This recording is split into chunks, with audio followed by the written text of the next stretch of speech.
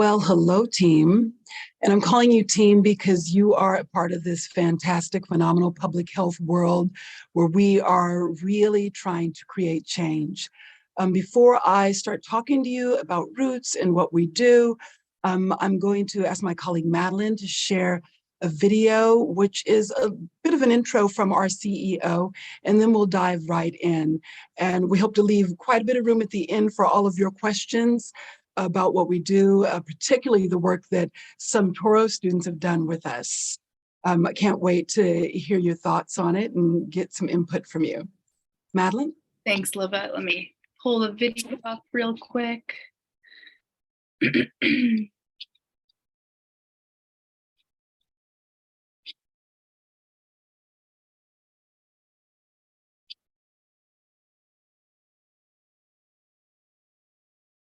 Can folks see this okay? Oh, maybe not. You just see me? See you. Let me see. You can see you.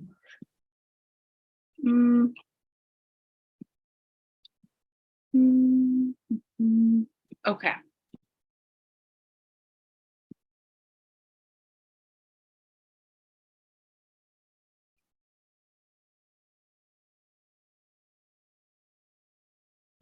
I was born and raised here in Oakland. When I got out into the world of being a practicing physician, I was feeling overwhelmed by the fact that I was just seeing one sick person after the next, and I just didn't feel like I was able to get to the root causes of why they were there. It takes a lot more than a doctor and an exam room to bring health to our community. Our goal at Roots is to uplift those who are impacted by systemic inequities and poverty.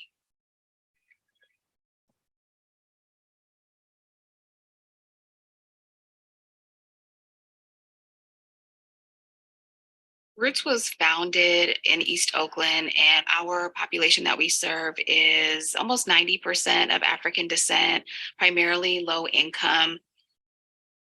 When someone comes to Roots, they are welcomed by people who live in their community, who are going to find the resources that they need and not judge them. Right now, I'm currently staying in Tip.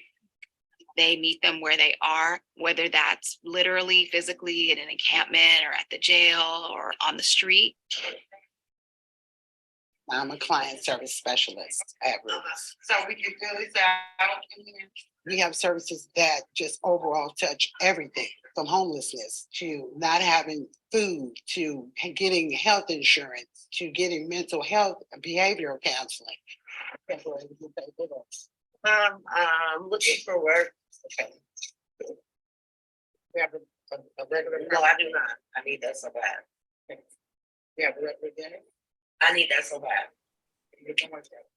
It touches every barrier that impacts the community. I've been waiting for this song. We also work with individuals that have more severe mental illness that have recently been incarcerated, and we have been able to reduce reincarceration and readmission into the psychiatric hospital by over 90%. Roots is addressing our most vexing problem, racial inequality, and the disparities in health outcomes.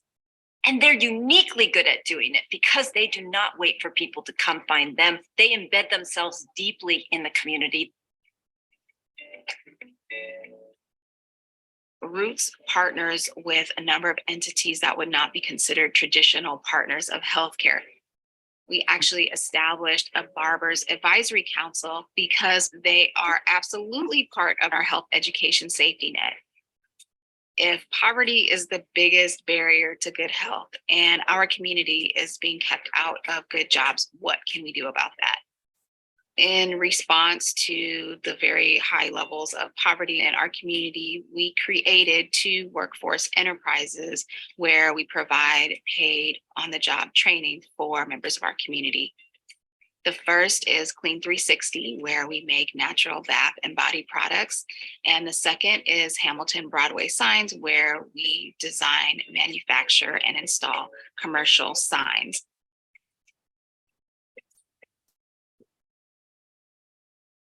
When we've achieved success, it means that people and community has moved from crisis mode into a mode of asking themselves, what do I want to see for my community? I was incarcerated for 2 years.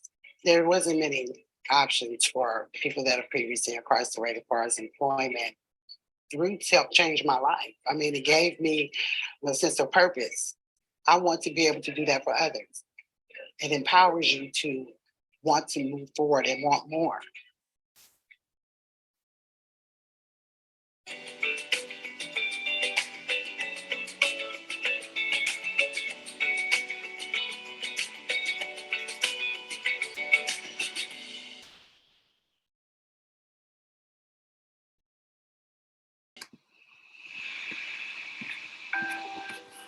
I was born and raised in West Oakland, California.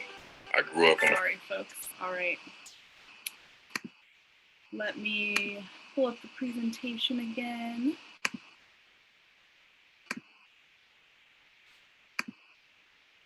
Alrighty.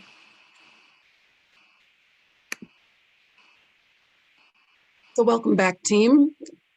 I'm so excited to be having this opportunity today to chat with you.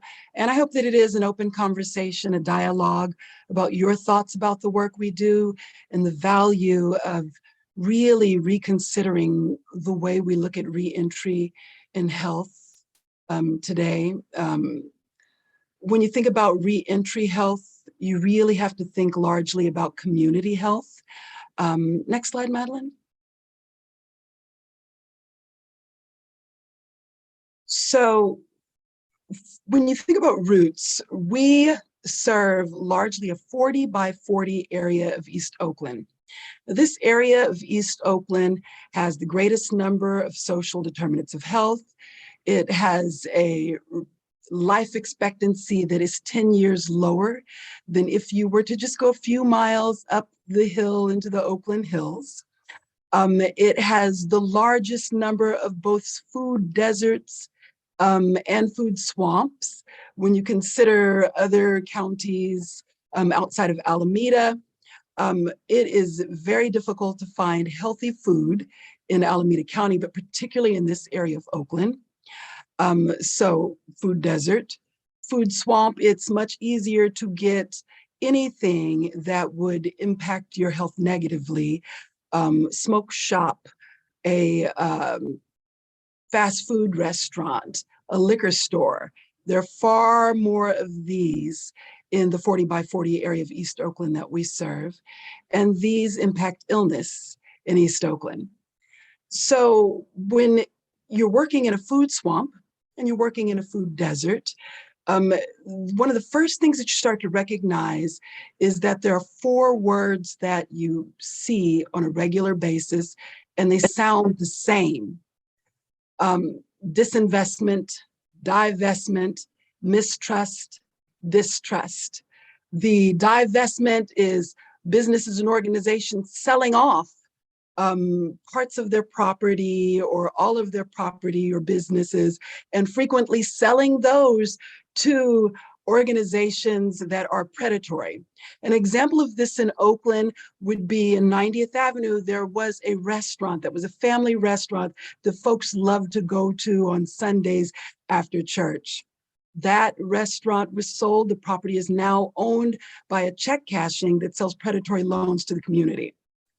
The original check cashing, I think it lasted about 5 years, but there've been 3 other businesses in that location since. All have been check cashings that offer predatory loans to the community.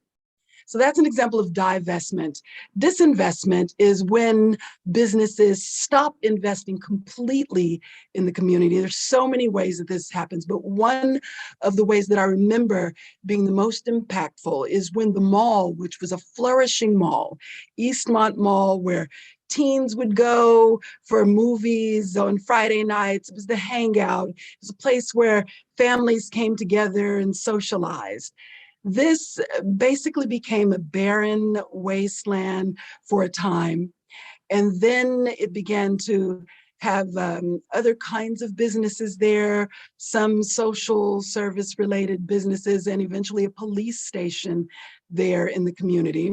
And we know about the levels of mistrust, distrust between communities of color and law enforcement. One of the memories of this place before it became what it is today is that there was a Mervyn's and a J.C. Penney's there. And this is the place where everyone went to get school clothes. This is the place that you went to get your Easter clothes. This is the place that you went to go if there was anything that you needed for family fun and excitement in the community. This was the local hangout. Well, as it gradually became less and less of that, I remember one particular day, J.C. Penney's was gone. And then when I was about 16, working at one of the teeny bopper shops there, I heard screaming and crying out on the top floor. And I went out and looked, and Mervyn's had closed down. They did not tell the staff that they were closing. And I remember seeing a mom falling to her knees, crying, saying, how am I going to feed my kids? How am I going to pay my bills? They could have told us. They didn't warn us. This is what happens when there's disinvestment in the community. So we've got divestment, we've got disinvestment, and then we've got mistrust and distrust. Now that happens in all kinds of ways, but today, because we're talking about reentry and health, we're really going to focus on healthcare. So there's mistrust and there's distrust. And I know that you probably understand that mistrust is when you just sort of think there might be something that's not right about this. You're not really sure, but you don't quite trust it. Distrust is when there's something that's happened that's given you proof that you should not trust this entity. That's what we were dealing with when Roots was founded, that there was distrust and mistrust in the community. Keep in mind that there are folks in the community who have relatives that were in the Tuskegee experiment that ended in 1974. So they have uncles who died because they weren't given penicillin that existed that could have cured an illness. So we're constantly trying to build up trust and let folks know that we're, a place that you can come to, not just for your healthcare, but for your whole healthcare. Because as a clinic, we do so much more than offer healthcare. We also offer all of those things at the bottom of Maslow's hierarchy of needs that we call wraparound services. Next slide, Madeline.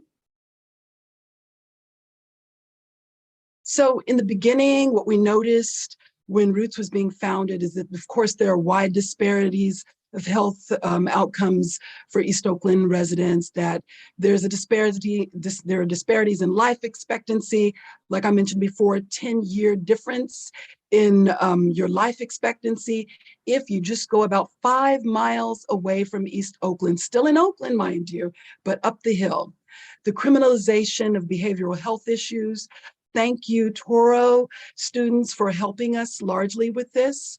You've been helping us with quite a few tools that we're using now to support our clients around not going back to jail when you really need behavioral health support. And we'll get a chance to talk about that a little bit more.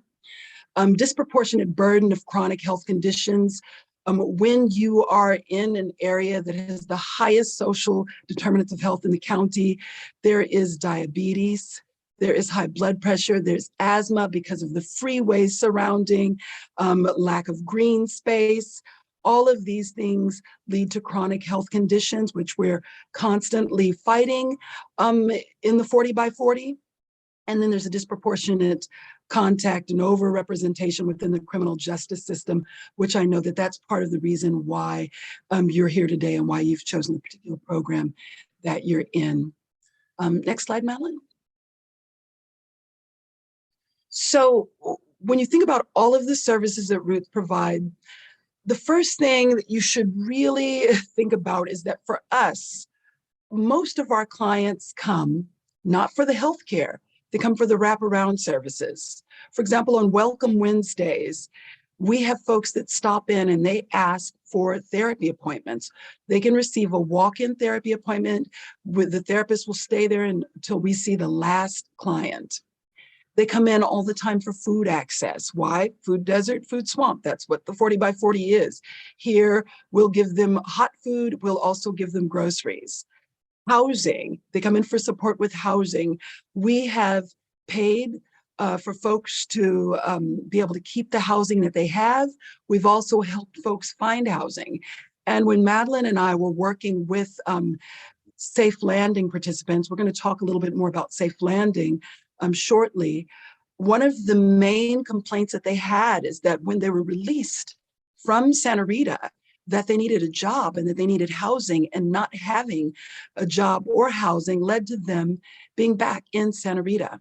We offer social supports. We have many, many community advisory boards, even some run by youth. We support legal status. We support with substance abuse, education, and employment. In fact, our pipeline, you're part of our pipeline because you come in, work with us, learn things that you may not learn from books in school, get to experience what your ideas look like, not just on paper, but in action. If you're interested, you also get to stay and work with us. And we love that. We love having you as that kind of partner. We are partnered with over 40 academic institutions. In this past year alone, we had over 90 interns supporting us in the work that we do. We support with financial security. And of course, I mentioned with mental health. And let me drop back down here to the left with mobility and communication. When a client can't make it to the doctor's office because they don't have transportation, or because they are not able to get there on their own, maybe they need support physically, or if they can't communicate with a doctor, we have something called a health navigator. The health navigator will call an Uber that will pick that client up and bring them to their doctor's appointment. The health navigator will also be culturally congruent, meaning that they speak the language of the person that they're supporting. And the health navigator sits between the client and the physician, and they'll attend appointments with the client. They'll also explain things that the doctor has said that they want the client to do to improve their health. So we look at that navigator as an incredibly important part of the healthcare team. And it's actually the navigator that addresses all 10 of these vitality domains when they first meet the client. Next slide, Madeline. So I'm not going to go through all of these services offered. This is about 22, but you should know that we have over 40 programs at Roots. And within the programs, there are programs frequently as we get new partners and reach out to community members to broaden what we're able to offer to the community. Sometimes it's businesses, sometimes it's people, but we look at all of these as assets: people, businesses, nonprofits. They're all assets that help us grow. I am going to point out in the middle of this, I guess it's your left side, you'll see Oakland Stomp, and that is a street medicine team that goes out, and because there's some folks that would never come to us. Some of those folks are unhoused, and some of them are people that have mistrust, distrust. We will go out to specific areas in the community, and everything that we offer at the clinic, we offer through that mobile unit. Above that, you see pediatric medical care and adult primary medicine. We offer all of the things that any other clinic would offer in that regard. In this middle row, you'll see community healing and family first engagement. I want to bring this up because there is a false narrative that in communities of color, we don't care about family. And I want to just have you think about all of the ways in which people need to sometimes deny family in order to qualify for resources. And then the results of that being that, of course, they get the resources, but now there is a government record saying that there's a broken home when there's really not a broken home. And I think that this community, the 40 by 40, suffers from a tremendous false narrative about how broken the homes are. There are many homes that are full and whole with working family members, but they are working and still making minimum wage, and in some cases not making minimum wage and just scratching by. At Roots, we do work to support those families as well with education, and even in our workforce development programs. What would cause someone to be making less than minimum wage is taking whatever job that they could get to support that family. And in taking that job, they're choosing to do that instead of doing something that would be illegal, that would cause them to be re-incarcerated. In addition to everything that I just mentioned, every service that we offer for families and for adults, we have a teen clinic called Dream, and all of those services that we offer also to youth from ages 14 to 24, including our Well Women's program that supports young mothers. Next slide. So now the juicy part. This is where I get to talk to you about the work that I really love doing with Toro students. One of our Toro students was on site at Safe Landing.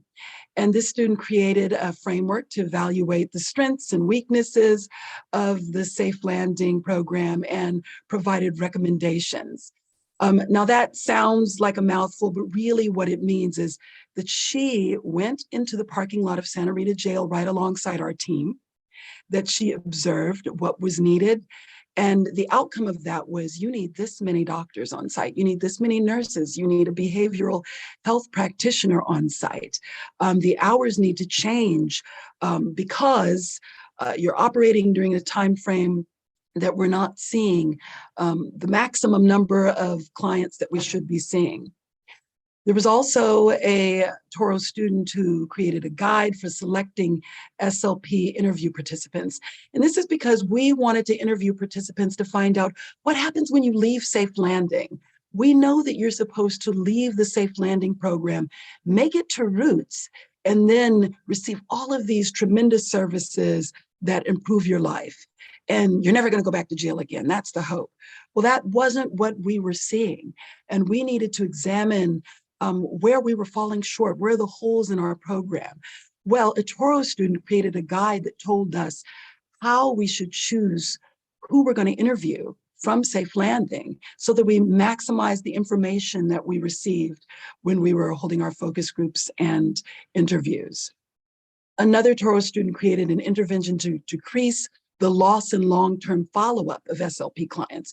Remember, if you were just released from jail, you may be going from couch to couch, you may be homeless, you may not have a job, you may not be able to have a phone, we may not be able to keep up with you. Well, this student created an intervention that decreased that and increased our follow-up. Part of that was just by designing a team that specialized for Safe Landing that would follow Safe Landing participants in a different way than our traditional navigators do. Another Toro student created an evaluation with clinical notes and developmental documentation tools.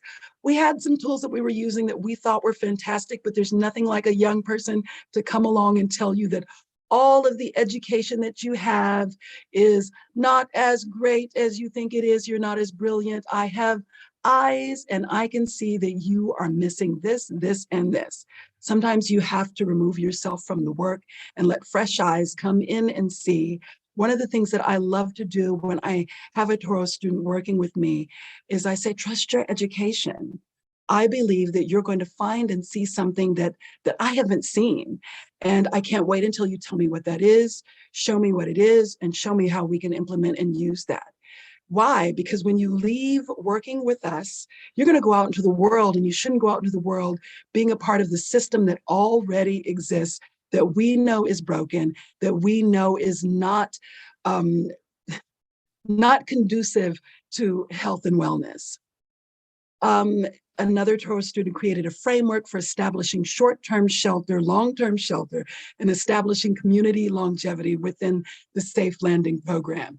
Now, what this boils down to is that I said to her, housing is a big problem. I need you to create some kind of framework that tells us how can we always ensure that we have housing for safe landing participants. What would we need to do?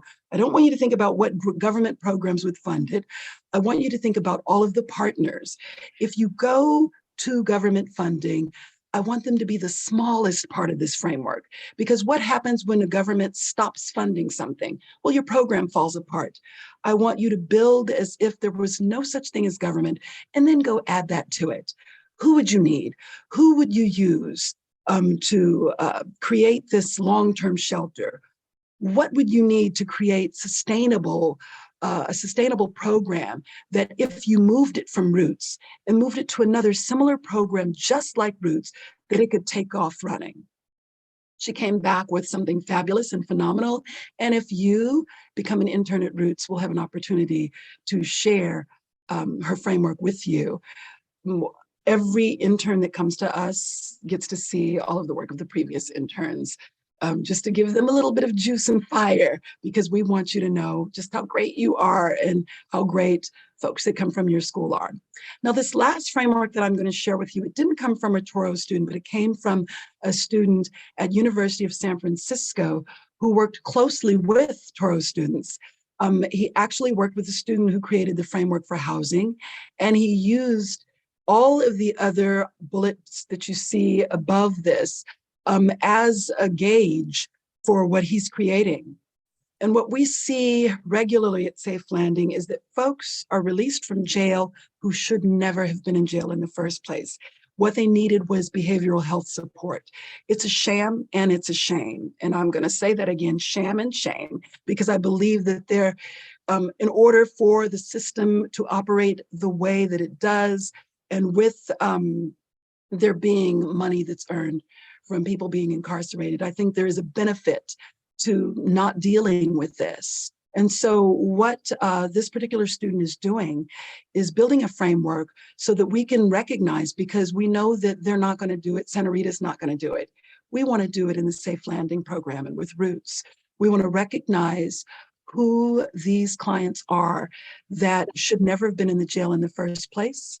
And we want to make sure that they don't return, because the cycle is that they would be released, then go to John George, then go back to Santa Rita, be released, then go to John George, then go back to Santa Rita. That's a no. We don't want to see any more of that. And because of the fabulous work that students in your program have done, he's been able to really make tremendous headway with this framework. He's still with us and he'll be with us through June. And we're just really excited to have him come in and add to the work that you've all done with Roots. Next slide.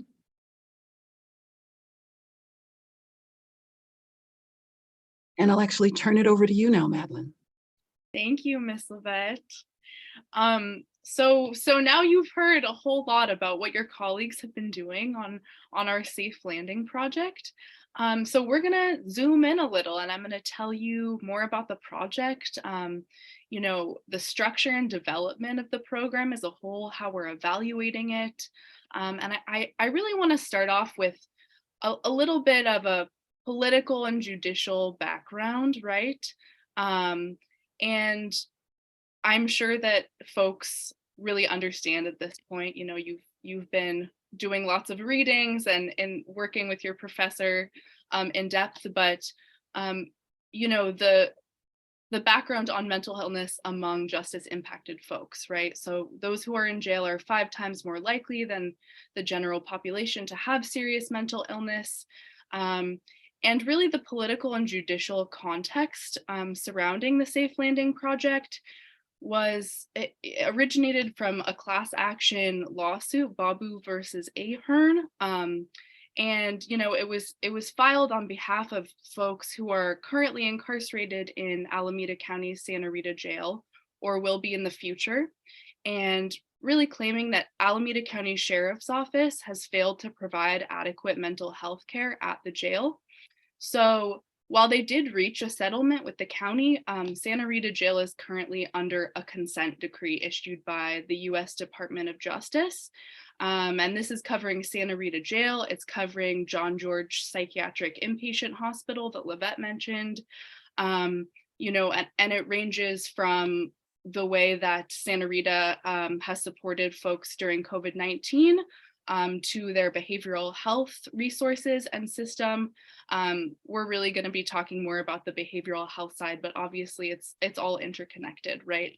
And I just want to acknowledge that Safe Landing is addressing one piece of this huge puzzle, and one that's very, you know, systemically challenged, as we all know, and has extreme structural issues based in structural racism. And, you know, a settlement is not going to solve the problem that we have at Santa Rita Jail. And Roots has made an effort in our work since 2008 to really build community trust. But at the same time, it's not an end-all be-all solution to reentry for Alameda County, right? But it is a step forward, and our staff have extreme expertise and have been working diligently to try to work with the county as much as we can. And with that being said, so here's a picture of our trailer, which is our Safe Landing program stationed outside of Santa Rita Jail in Dublin.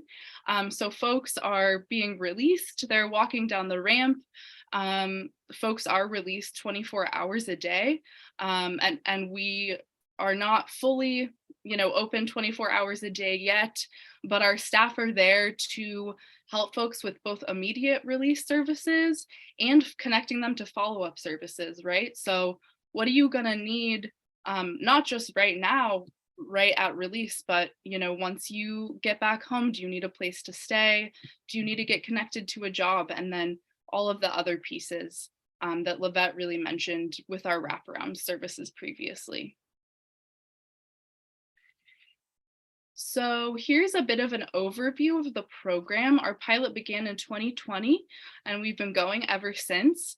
We're now at 2 years, over 2 years, and transitioning out of pilot. And we really worked through the COVID pandemic, working through those challenges. You know, luckily we were outside working with folks, but COVID definitely had its challenges. And as I mentioned before, Santa Rita has a 24-hour release schedule. So folks can be released in the middle of the night. You know, BART is closed at this time, leaving from Dublin.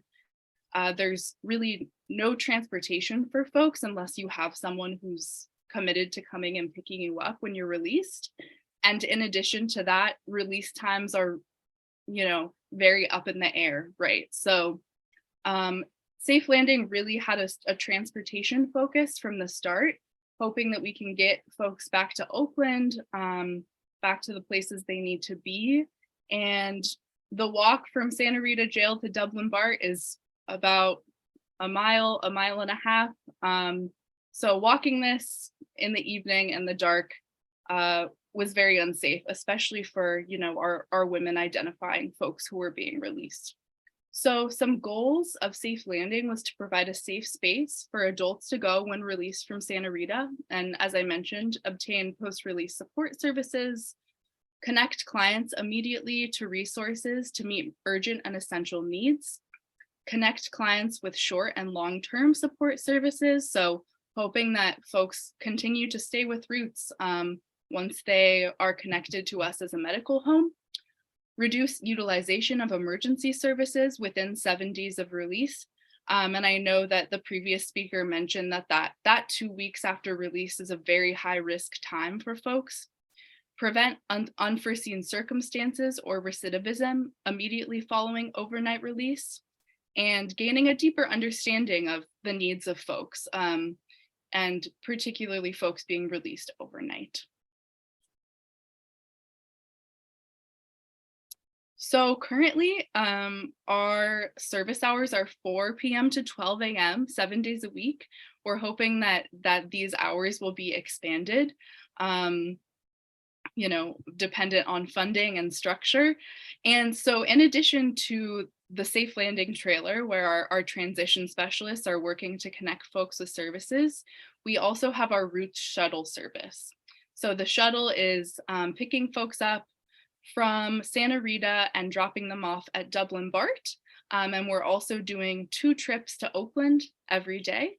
And we also, the shuttle is available for family members or friends to also be transported from Dublin BART to Santa Rita to visit their loved ones. So immediate release services, as I mentioned, and follow-up care through Roots. So immediate release would be transportation through our shuttle. If the shuttle is not there, or if someone needs a specific destination, we can call them an Uber, or we can provide them a phone to call for their own ride. We're doing Medi-Cal and CalFresh enrollment on site. And so this is super critical, right? As a lot of folks aren't set up with Medi-Cal or CalFresh when they're still in Santa Rita. So making sure that folks can get that resource right off the bat is very important. We're also doing homeless management information system enrollment. So ideally connecting people to permanent supportive housing opportunities as soon as possible. Our health navigators will usually be following up on these opportunities once they get to Roots. Clothes, snacks and water, all the basic needs stuff. You're usually released with what you have when you entered, right? So maybe you don't have shoes, a warm jacket to wear. We really hope that folks can receive those services right off the bat. And then our follow-up services, right? So those 22 programs and services that Livette kind of glossed over, our primary care and behavioral health. We do have behavioral health programs that are specific to justice impacted folks at Roots. So those would be our NIA Care and Ophia Care programs. NIA Care is actually specific to individuals on AB 109 probation in Alameda County and experiencing mild to moderate mental health symptoms. And Ophia Care is for our SMI or serious mental illness clients who have justice experience. We have our employment resources and our housing resources that our navigators are very, have lots of knowledge on, and then we're doing benefits enrollment and support groups. So we're really hoping that, the door can open up to folks connecting with all of these services once they do an intake with us. So here's a little snapshot of our Roots shuttle schedule. As I mentioned, we're dropping folks off at BART and Eastmont Mall in Oakland. And a highlight of the number of folks we served just in year 1. So this is a huge accomplishment. Our staff on site should really be proud of this. And, we really encourage folks to, see our program as more than just a number, right? So Livette and I have been working to interview clients and really understand how this program has impacted them and, the challenges and successes of reentry, in addition to how we can make the program better. So that's super important to us as we have evaluated the program over the past 2 years in the pilot phase. So a couple successes and challenges that we've experienced and our staff has experienced during the program duration. As I mentioned before, we're enrolling clients in HMIS, CalFresh, and Medi-Cal on site. A majority of these applications are completed on site.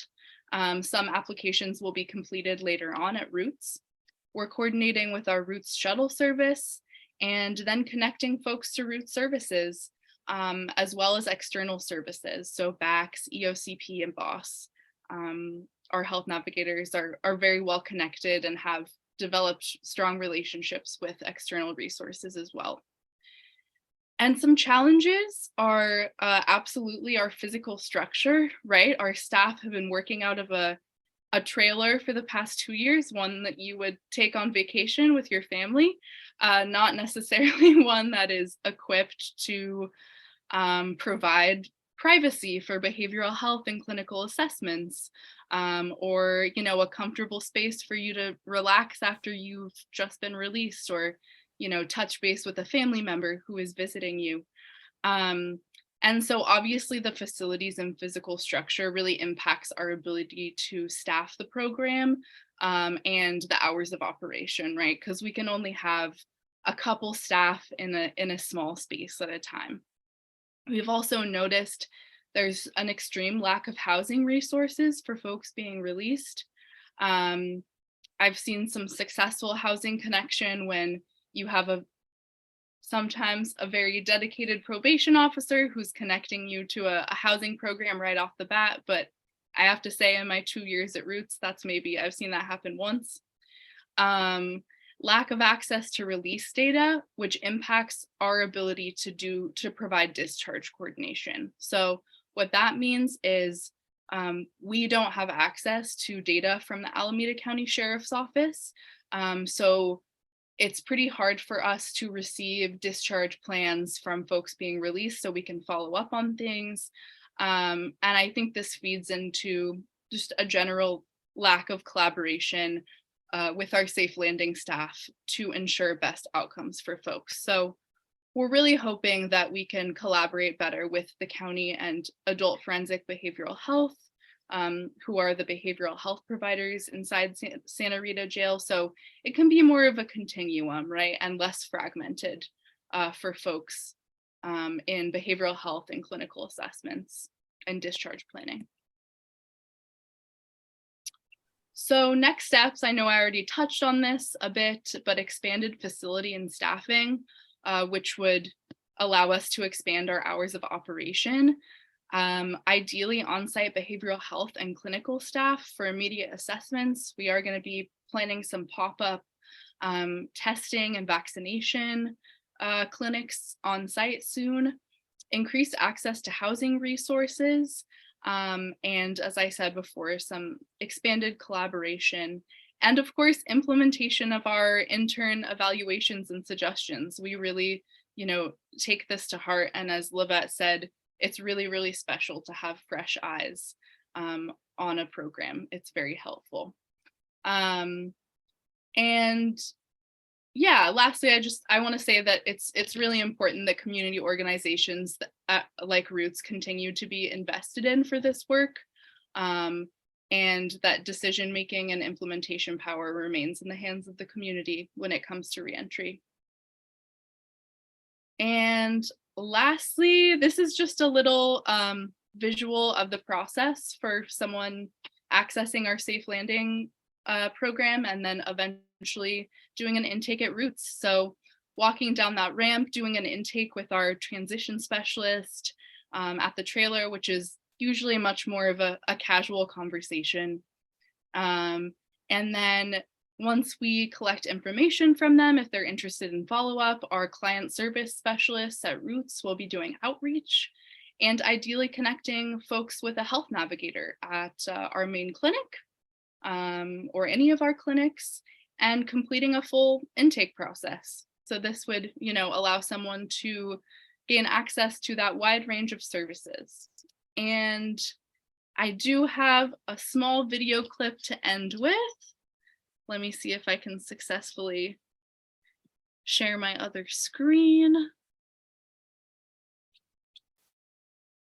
While she's finding that, I just want to remind you that there was a slide that she shared, and I think it said 3,720 clients served by our Safe Landing program. Remember that the county only expected us to serve 1,000, but Roots served 3,000 plus. That means that for whatever funding was provided that they hoped we would use on 1,000, that we used on 3 times as many folks. And that's because at Roots, we don't turn anyone away ever at all. We have a community fund and other means that we use to ensure that we never turn anyone away, that we'll help anyone who needs it. Yeah, absolutely. Thank you, Lavette. All right, so let me see if this will play.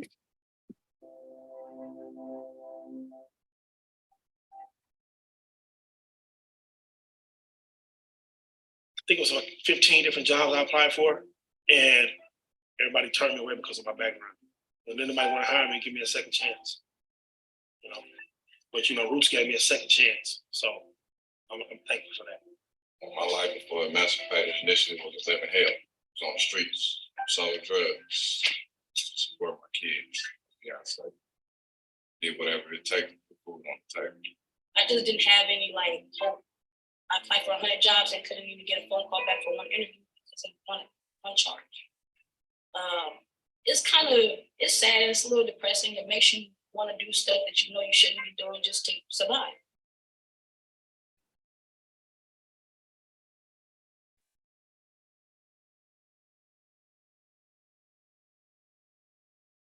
Many of our patients and clients will report that they were relying on things like general assistance or illegal activities to sustain them and go in and out of incarcerated settings.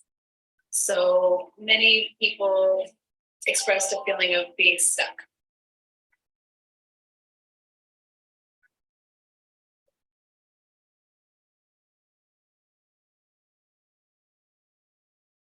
All righty. Thank you so much. I think that if we have time for questions, Lavette and I would love to answer them.